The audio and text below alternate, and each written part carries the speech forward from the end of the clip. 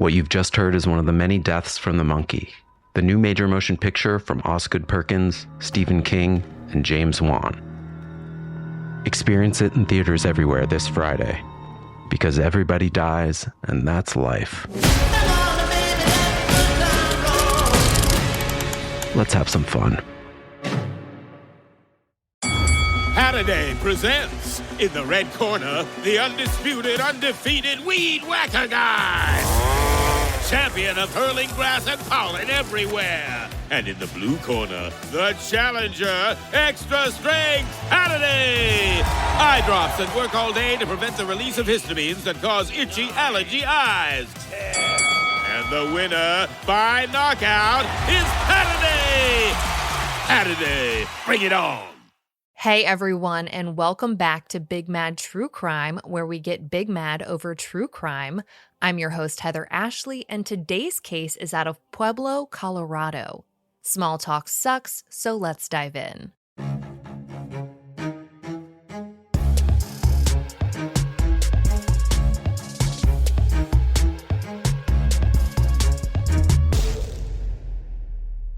Kelsie Schelling was a 21-year-old college student in Denver, Colorado, who was known for her faith, family values, and her upbeat personality.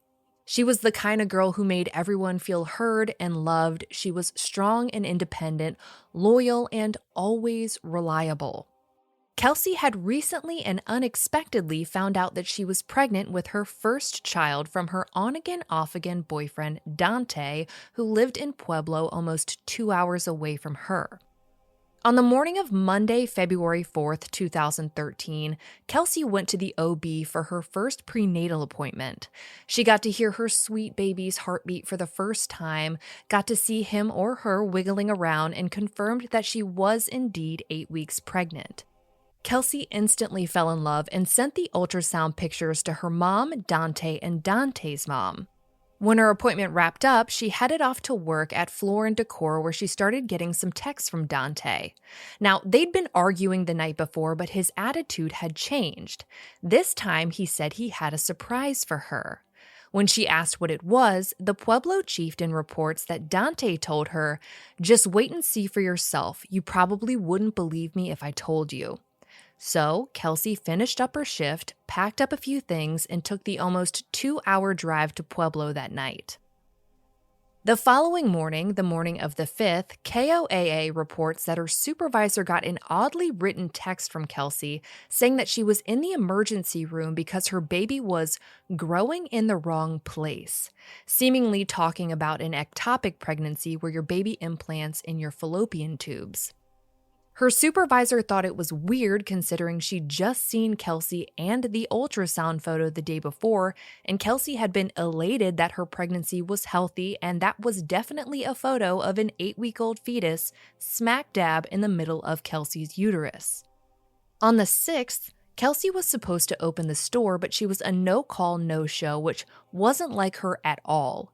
Her supervisor thought that maybe it was due to these sudden pregnancy complications that didn't make a ton of sense, but she also had the feeling that something just wasn't right. And she wasn't the only one. Kelsie kept in constant contact with her mom, especially since finding out that she was going to be a mom herself. But after that late-night trip to Pueblo, whenever her mom would call her, it would go to voicemail, only to then receive a text from her daughter. And the texts that she did get were short and to the point, which wasn't like Kelsie at all. Within the next few days, Kelsie's dad tried calling her, and he too would only get her voicemail. Within these same few days, Kelsie's friends started to reach out to her family asking if Kelsie was okay because they also couldn't get a hold of her. On February 7th, Kelsie's phone turned off. Phone calls no longer rang, text messages weren't being delivered, and this concern that something was wrong became more of a panic. Her family decided to give it a couple more days to see if maybe she was going through something, if somehow her texts to her supervisor were right and her baby had all of a sudden started growing in the wrong place, and Kelsie just didn't want to talk about it. With no way to call or text anyone, her family decided to go by her apartment to check on her, but Kelsie wasn't there and neither was her car. I mean, everything else was there, everything you'd expect to see in a 21-year-old's apartment, but she wasn't. At the end of their rope, her family decided to call Dante's mom, someone they didn't know particularly well, to see if maybe Kelsie was still in Pueblo, but Dante's mom said that Kelsie wasn't there either. By February 9th, 2013, after 5 days of not seeing Kelsie or hearing her voice and no way to contact her for the last 2 days, they knew in their guts that something was very, very wrong. So Kelsie's mom went down to the Denver Police Department and officially reported her daughter missing. While police started their investigation, Kelsie's family set up a Facebook page, Help Find Kelsie, and they got down to business getting the word out. I say family because this was a full family effort, from her parents to step-parents, siblings, and even her siblings' spouses. They tell everyone that Kelsie was last seen on February 4th when she took her black Chevy Cruze LTE down to Pueblo to meet with her boyfriend, and that no one has seen her or her vehicle since. They hope that maybe, even if no one can find Kelsie, someone will spot her vehicle and they can get a better idea of where she might be or what might have happened to her. By February 12th, the police follow her family's footsteps and put out a statewide alert to be on the lookout for Kelsie and her Chevy Cruze. They describe her as 5'4", 120 pounds with brown hair and hazel eyes, and say that she has a fleur-de-lis tattoo on her ribs, a Chinese symbol on her neck, and a cursive scroll on her arm. Police are sure to note that her birthday is actually coming up the following week because surely if Kelsie is okay, she wouldn't miss her own birthday. The Daily Mail reports that police don't suspect foul play at this point, but that it's out of character for Kelsie to just not show up to work and let her phone die, let alone let it stay dead. Everyone waits around anxiously for some kind of update, and 3 days later, they get one. Kelsie's boyfriend, Dante, has been arrested, but it's for theft and suspicion of identity theft. I mean, his girlfriend and the mother of his child is missing, and he's going out stealing money and identities. It just seemed odd and like some real shitty judgment, and everyone had several questions. But when they tried to find out more information about Dante's arrest, they couldn't, because his arrest affidavit had been sealed, which is extremely uncommon for arrest on such petty charges. You only tend to see documents sealed when they'll give out information to a high-profile and ongoing investigation, or when releasing the document is going to name names that the police want to protect. But again, these were pretty small charges, and none of it made any sense. On the 18th, Dante celebrates Kelsie's birthday by bonding out of jail, and Kelsie's family is left knowing now more than ever that something is very, very wrong.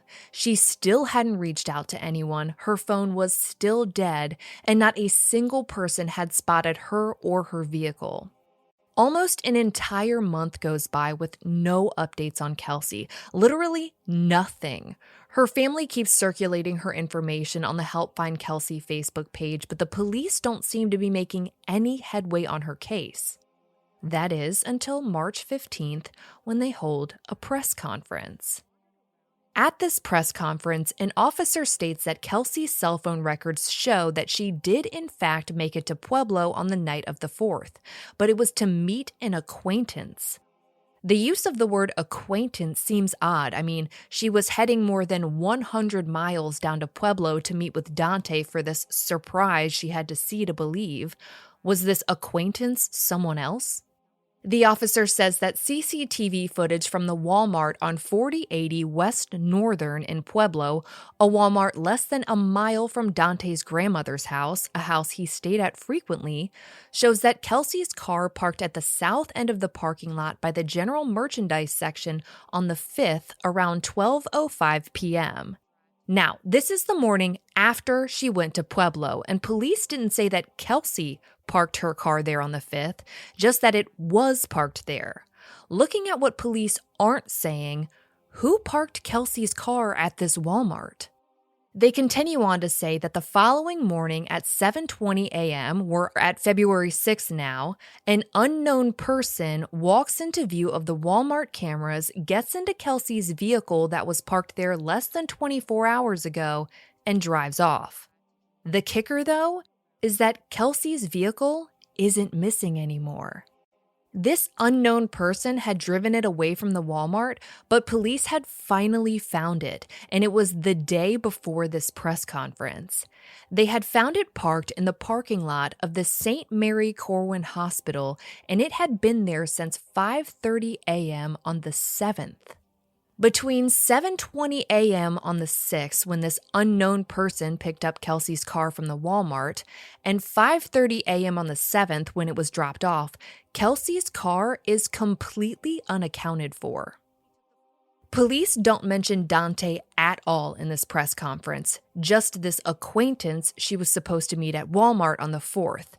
And more so, there's no mention of Kelsie being seen at any of the places that her vehicle was. Authorities don't release the CCTV footage from the Walmart or the hospital. They just mention the strange activity of her vehicle, the unknown person, and ask that anyone with information about Kelsie or her whereabouts contact the Pueblo Police Department. 2 more weeks pass before there is any kind of break in Kelsie's case, and it comes in the form of surveillance photos.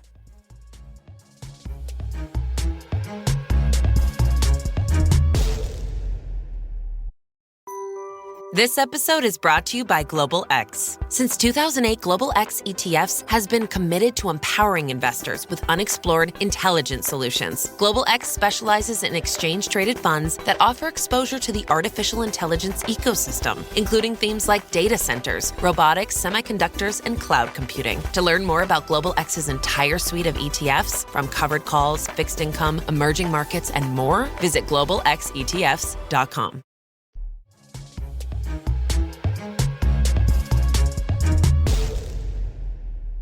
A reporter from KOAA reports that police want help identifying the man who walked from the back of the Walmart to get into Kelsie's car and drive it away on the morning of the 6th.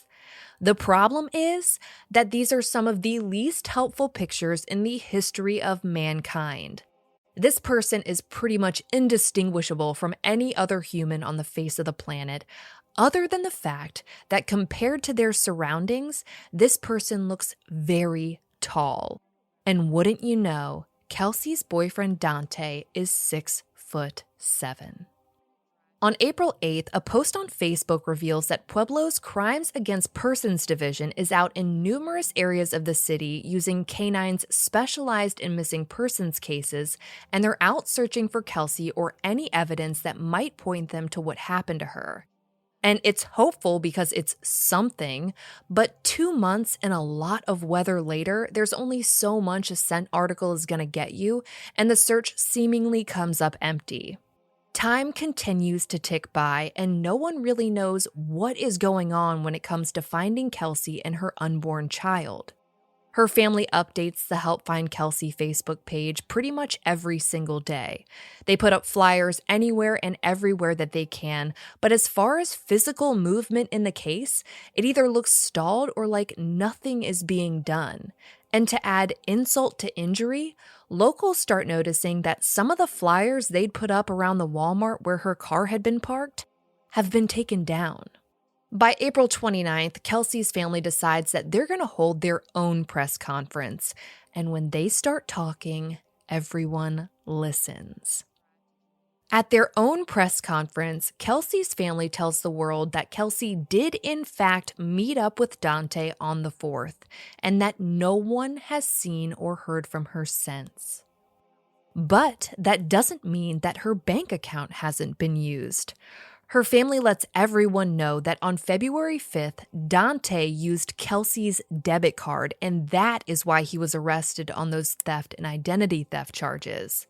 They add that when Dante originally spoke with authorities, he told them that he'd taken Kelsie to the hospital, but her family says that she was never seen on the hospital's security footage when her vehicle was dropped off on the 7th, and the hospital has absolutely no record of her ever being there. Additionally, they say that Dante has stopped talking to police. Kelsie's family is certain that whatever happened to her and her unborn child happened on the night of the 4th, and they wrap up their press conference with the announcement that they're now offering $10,000 for any information that leads to the arrest and conviction of the suspect or suspects responsible for Kelsie and what would have been their first grandchild's disappearance. After this press conference, heads are spinning and everyone is wondering why there isn't more heat on Dante. I mean, we know she went down to Pueblo to see him and that they did in fact meet up, that some very tall mystery person parked her car at the Walmart less than a mile from his grandmother's house on the 5th, the same day that he used Kelsie's debit card. Then her car was picked up and moved the following morning after having disappeared for almost 24 hours, and was dropped off at a hospital less than 4 miles from his grandmother's house, a hospital that Dante said he took Kelsie to but has no record of her ever being there. KDRO tries to get an interview with Dante to hear what he has to say following these new details, but he tells them that he's been advised by his attorney not to speak about Kelsie's case. But in an act of pure stupidity, he decides that talking to the station over the phone about her case must not count. He tells the outlet that he's known Kelsie since 2011, but has never dated her and wasn't dating her when she went missing. The lion, the witch, and the audacity of this bitch. On April 31st, Kelsie's mom takes to Facebook upset that Dante lied his ass off about ever dating Kelsie and tells him to do the right thing and take a lie detector test, but from what I can tell, he never does. Billboards with Kelsie's photo and information start popping up around Pueblo, with one specifically placed by the Walmart her car was seen at, a place that Dante would have to pass by anytime he went to or from his grandmother's house. Weeks go by, and again, there is no news on Kelsie. By May 19th, her family decides to start doing their own searches since nothing else seems to be being done about their missing daughter, sister, and grandchild.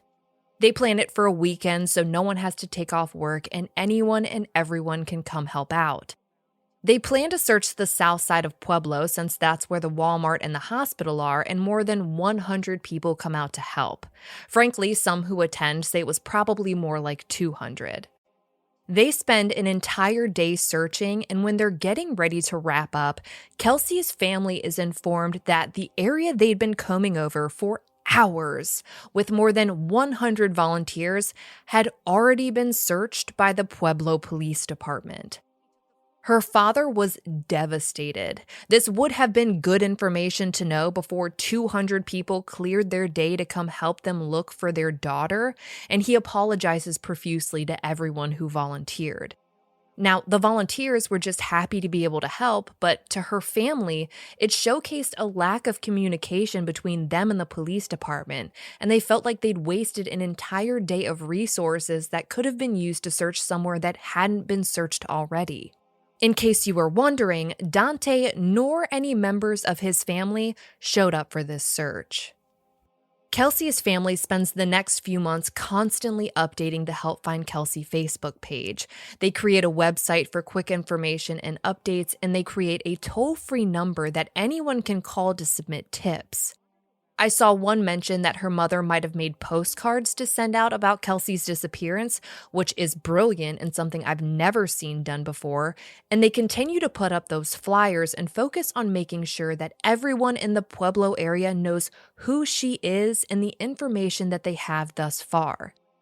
You couldn't do a cartwheel in Pueblo without seeing something about Kelsie. The 6-month mark comes and goes, and Kelsie's family is frustrated with the lack of progress in her case. So in August, they hire their own private investigator, and he goes to work behind the scenes. And it looks like this move might have lit a fire under some asses, because on August 29th, Pueblo's 9 News, for the first time in the history of Kelsie's case, names Dante as an official person of interest in Kelsie's disappearance. Up until that point, it had been a pretty obvious conclusion to anyone following her case, but it had never been officially stated by anyone. The fact that it was now was a pretty big deal. Kelsie's family organizes another search on August 31st. They ask volunteers to wear long pants and sunscreen, and they spend the entire day sifting through thick brush and tumbleweed looking for Kelsie, but come up empty. But at least this time, they knew they were searching somewhere that hadn't already been searched. On September 12, 2013, just 2 weeks after Dante was officially named a person of interest, and more than 6 months since Kelsie went missing, KKTV announces that police are finally starting to suspect foul play. I want to point out here that WebMD lists homicide as the leading cause of death for pregnant women. Kelsie had her first prenatal appointment on the day she went to Pueblo, and her phone records show that she never left. Her debit card was used by the boyfriend she went there to see the day after she was last seen by anyone. Her vehicle was moved twice by a person who wasn't her, and it even just full-on disappeared for 18 hours or so before being moved to a hospital that has no record of Kelsie having ever been there. It took until the day before Kelsie's proposed due date for police to announce that they finally suspect foul play.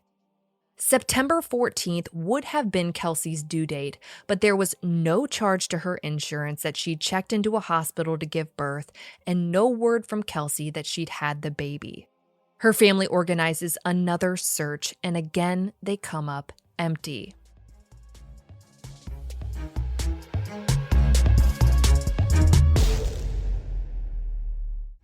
In a way, it ends where it begins. Very insightful. Thank you for sharing this Red Baron with us, Linda. It's so tasty, it makes me want to share something of my own.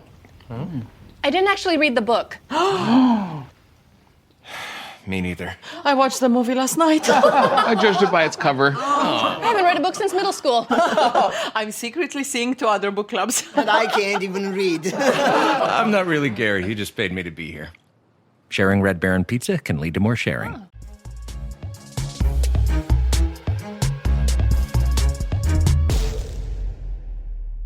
2 months later, in November of 2013, her family decides to switch things up.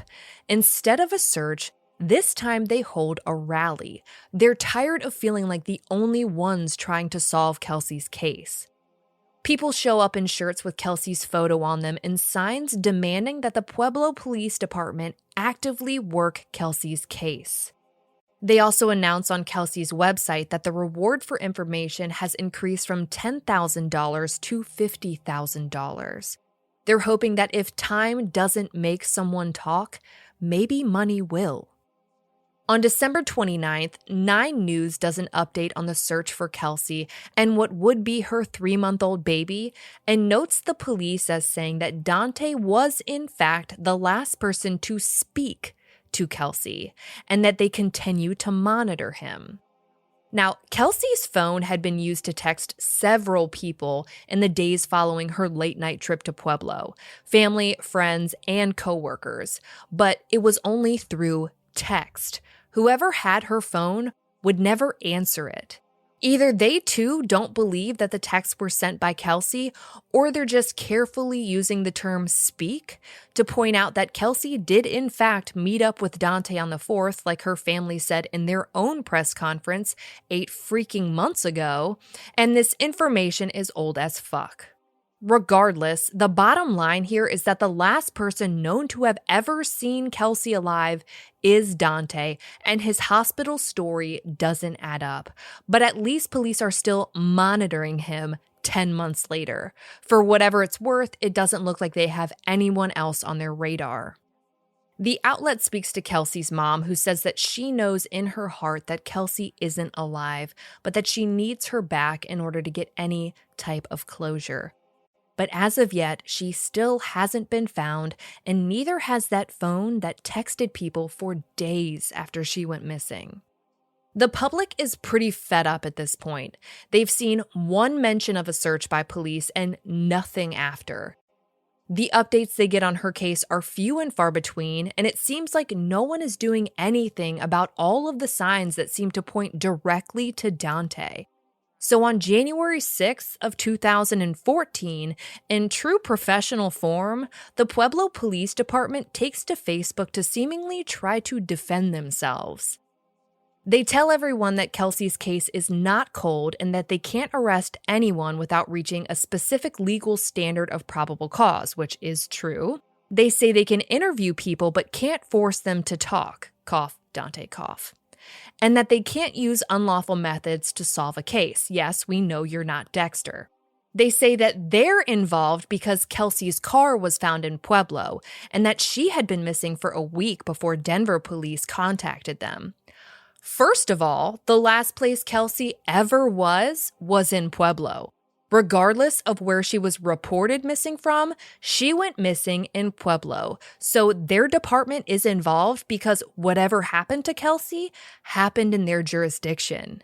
And blame Denver all you want for not knowing about her disappearance for a week, but it's been almost a year now. The other 50 weeks of this investigation with no results is not on them. Now, this isn't to say that they're not working behind the scenes and making headway that no one knows about, but if you want to play the blame game over a week in the beginning of an investigation into a pregnant woman who's been missing for damn near a year, that 1 week you didn't know about it isn't impressing anyone. They continue on to say that they've been in constant contact with Kelsie's family, which might be true, but they're certainly not telling them much considering the fact that the family set up a whole-ass search only to find out that in the end, the police had already combed through that area. And frankly, I don't think Kelsie's family hired a PI and held a rally to put public pressure on the department because they felt like her case was being investigated adequately. They note that Kelsie's boyfriend has and continues to be a person of interest. Dante, his name is Dante. And that they've worked with other agencies and private agencies to try and locate Kelsie.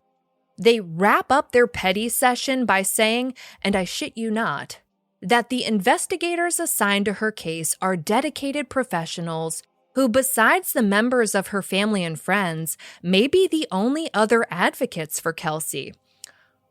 Excuse me, Kelsie has an army of advocates behind her. Don't you dare say that you're the only ones. From everyone volunteering to search for her, everyone wearing shirts and making signs for that rally, begging the police to do their job, and the more than 10,000 people following her case on the Help Find Kelsie Facebook page, rest assured, Kelsie has no shortage of advocates, and that's why they're upset, and that's why you made this Facebook post. Kelsie's advocates want something done. They want her found, and they want the person responsible for the disappearance of her and her unborn child held accountable for whatever they did to them. On January 25th, 2014, 2 vigils are held for Kelsie. One where she lived and one where she went missing. And all of the Kelsie advocates that the Pueblo Police Department seems to think don't exist show up to light a candle and say a prayer for her and her unborn baby. The investigation into Kelsie's disappearance reaches the 1-year mark on February 4th of 2014, and Dateline features her on their Missing in America piece. She's finally getting the national attention that her case needs. A few days later, 9 News comes through again and adds a new piece to Kelsie's puzzle.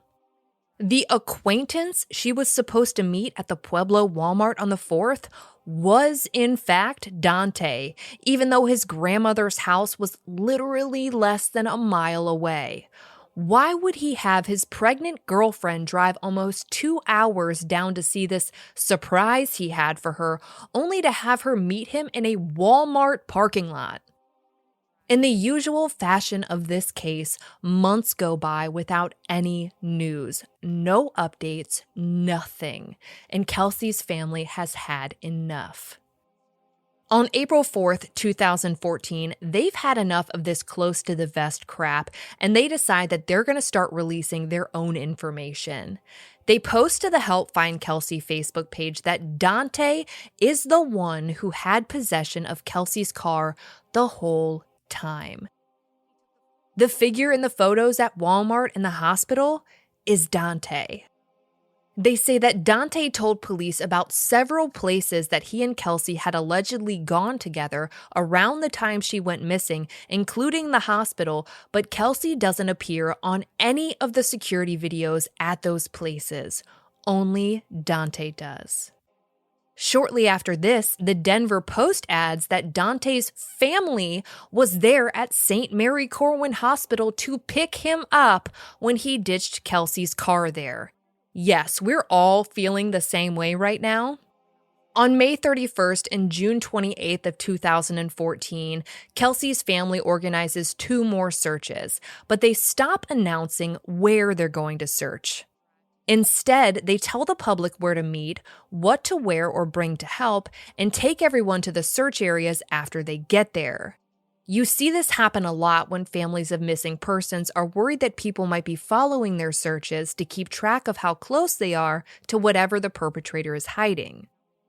Everyone holds out hope that maybe finding Kelsie's body will finally get Dante arrested because no one can figure out why in the hell he hasn't been already.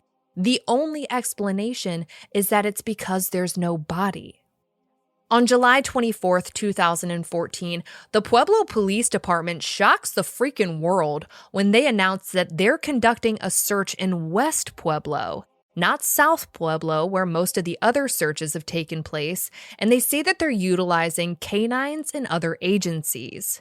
No information was ever shared of what, if anything, came of that search, but finally, there was a small sense of relief that the department was doing something, and it felt like maybe they were close to a break in the case. But again, months and months and months pass with nothing.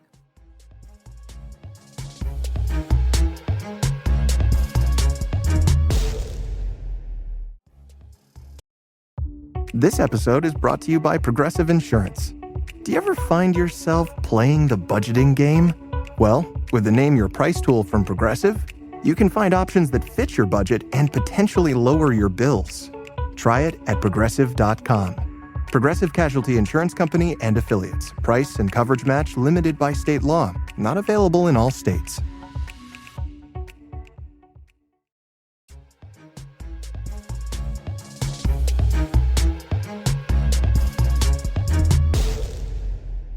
Kelsie's family continues on with their own searches, even through some health scares that send her mom to the hospital. In a search they held that September, they asked people to wear waders and bring rakes as they searched through water and extremely dense tumbleweed. But again, nothing is found. Fast forward to the 2-year anniversary of Kelsie's disappearance, February 4th of 2015, and the police say that they're going to be holding a press conference. But it never happens. They cancel it with no explanation whatsoever. KKTV does an anniversary piece, and Kelsie's mom tells the station that the police actually stopped communicating with her in March of 2014, literally 2 months after their petty Facebook post where they seemed to use their constant communication with Kelsie's family as a way to defend themselves to the public. This missing girl's family hasn't been contacted by the department investigating her disappearance and suspected death in almost a year, which means that they had to learn about that search in West Pueblo back in July through the freaking media. Can you fucking imagine? They're over the bullshit, and on February 6th of 2015, the Denver Post announces that Kelsie's family does what the police won't. They file a wrongful death suit against Dante, his mother, his grandmother, and another one of his family members. The outlet releases contents of the lawsuit that includes details of how Dante and his mother sent Kelsie a plethora of texts trying to get her to drive down to Pueblo that evening of the 4th back in 2013. It says that Kelsie got to Walmart at 11:20 p.m. that night, but Dante wasn't there.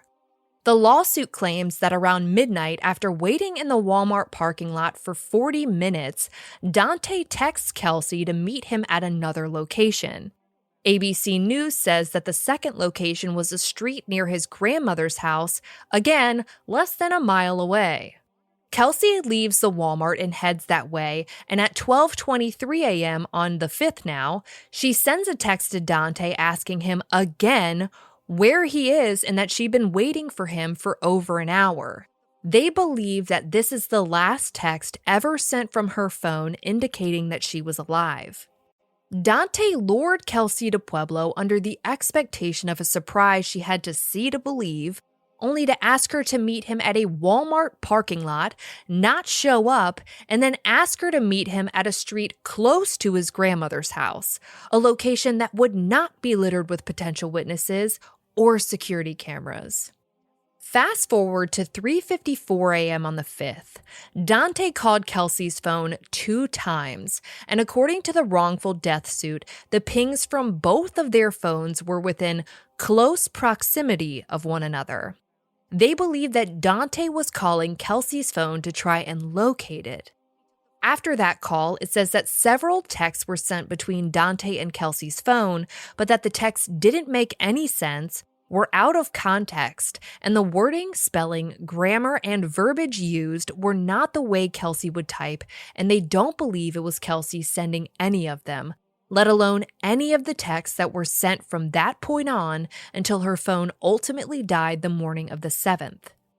7.5 hours later, at 11:29 a.m. on February 5th, Dante was seen on security footage at a bank in Pueblo. He was driving Kelsie's car, and Kelsie was nowhere to be seen. Dante then proceeded to use Kelsie's debit card at the ATM at that bank and withdraw $400. After leaving the bank, he's seen dropping off Kelsie's car at the Walmart and walking around to the back where his mother and grandmother picked him up and drove him away. Kelsie's car sat there overnight before being picked up the next morning by a man dropped off by a vehicle owned by a member of Dante's family. If your jaw is currently on the floor, you're not alone, and that's why Kelsie's family filed a second civil lawsuit. The second suit they filed was against the detective assigned to Kelsie's case, a sergeant on her case, and the deputy chief of the Pueblo Police Department. You see, according to the lawsuit, which the Denver Post and ABC News did an incredible job covering, Dante's mom was regularly late on rent, until February of 2013. You know, when Kelsie went missing and Dante withdrew $400 from Kelsie's bank account. 7 months later, in September of 2013, Dante's mother's landlord got a notice that the utilities to the house were being shut off, so he went down there to check on it. When he got there, it looked like it had been completely abandoned, but not recently. There were maggots both in the kitchen and in dirty laundry that had been left behind. So, these people dipped, and they dipped fast. The landlord wound up having to do a ton of repairs on the house to get it back in living condition in order to be able to rent it out again, and one of those repairs included replacing the carpet. But when they pulled it up, they were shocked at what they found. When the landlord went to pull up the old carpet in the living room, the bottom of it was soaked in what the landlord said looked like blood. And furthermore, it looked like there were drops leading from the living room and into a closet where he found what looked like another pool of blood. The lawsuit says that the landlord contacted the Pueblo Police Department and offered them full access to the house, but they never came. He waited weeks, but no one ever came to check out the suspected pools of blood beneath the carpet in Dante's mother's now abandoned rental. Eventually, the landlord disposed of the carpet, not knowing the full gravity of Kelsie's case, and it was never tested. It wasn't until January of 2014 when he said he was finally contacted by the detective on Kelsie's case, but was told that they decided not to conduct any further investigation into the home, which is fucking insane. They had full access to the house Dante's mother abandoned, where there was suspected blood pools soaked into the bottom of the carpet, and they just weren't going to check it out. Regardless of the carpet being disposed of, police could have tested the subflooring or frankly any other square inch of that house and the land it sat on for any evidence of Kelsie, but they chose not to. If this was blood, they could have tested it to see if it was Kelsie's. If it was, they would have finally had a crime scene. If they were able to measure the approximate amount of blood loss, they could have determined whether or not it was survivable, which, like in the Jennifer Dulos and Monica Moynihan cases, could have resulted in them finally turning this missing persons case into a homicide investigation. But no, it was ignored. All of it. And that was just the beginning of the fuckery that ensued. The lawsuit claims that as of February 5th, 2015, 2 years since Kelsie went missing, there has been nothing listed within the Pueblo PD's online database indicating that Kelsie's disappearance has ever been logged as an open investigation, let alone been assigned a case number with the department. A case number has never been given to Kelsie's family nor their PI, which is so insane that it's almost hard to believe, but so is the idea that they wouldn't take the silver platter that was Dante's mom's abandoned rental either. It just keeps going though. In March of 2014, the lawsuit says that a guy was fishing with his girlfriend in Minocqua Lake just 2 miles from that Walmart when he says his line got snagged on what he believes was a human head and a torso. He reported it to this detective and even went out to the lake to show him where it happened. The detective reportedly told the fisherman that he'd get a dive team out there to search the lake, but this lawsuit claims that that was never done. But there's literally more. The next part of the lawsuit talks about Kelsie's car after it was recovered from the St. Mary Corwin parking lot on March 14th of 2013. According to the lawsuit, the detective assigned to Kelsie's case lied to the family and told them that her car had been wiped clean and no evidence was recovered. However, it notes that this detective later confessed that they'd found what they suspected to be dried bodily fluids and 2 large palm prints on the front seat headrest. I'll remind you that Dante is 6'7". The detective allegedly told the family that the evidence that apparently didn't exist in the beginning didn't return anything. But it doesn't sound like Pueblo PD did a whole lot of processing of Kelsie's car, because when her family's PI took a look at it, he found 3 fingerprints on the driver's side visor that the detectives had missed. And not only that, he also found damage to the undercarriage of her car and what he believes to be a human hair found within that damage to her undercarriage. As if maybe Kelsie had been run over with her own vehicle. According to the lawsuit, the detective on Kelsie's case was there when the prints, damage, and suspected human hair were found and refused to take it in as evidence. Again, if your blood is reaching its boiling point, you're not alone. Kelsie's family has investigated her disappearance relentlessly. They've conducted their own searches, they've hired their own investigator, released their own information, and brought together a community of people who want to try and help them solve what they believe to be the murder of their daughter. And at every turn, they've hit a wall. But they weren't about to let that slow them down. I'd love to tell you the outcome of these lawsuits and what happens next, but that is going to have to wait until next week. For all photos pertaining to this case, check out Kelsie's highlight at the top of my Instagram profile at @TheHeatherAshley. And join me there tonight at 9 p.m. Eastern, where you go live with me and we talk about how utterly frustrating this case is.